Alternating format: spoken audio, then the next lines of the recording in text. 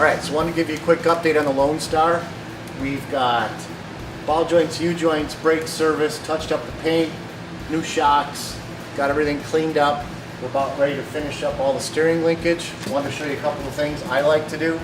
I like to put a steering brace in. Those of you that know Dodges, Mr. Pitman shaft likes to move all over the place. This thing tweaks all over the place before the Pitman arm even moves. Takes out steering boxes, causes steering leaks, you get that steering yeehaw going.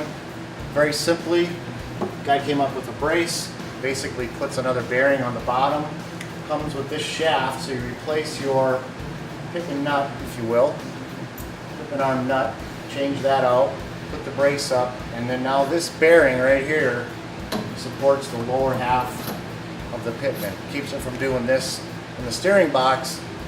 Keeps everything moving nice and tight. Helps a lot. I always put these on.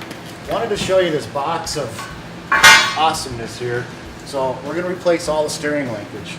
I found, actually through Amazon, which was really cool, Amazon Prime actually, a complete what they call death wobble kit. Basically all the steering linkage, it's a genuine Mopar part, comes already assembled, ready to rock. Basically take this guy out of the box and bolt it up. So we're going to get that done now. I am replacing the shocks for the dual steering stabilizers, and the front end will be wrapped up and ready to go. So we got this axle housing all cleaned up. It's so cool to still be able to see factory assembly line marks. There's a nice little blue dot there for you. You would never see that on a truck of this age in Minnesota or up in the Salt Belt.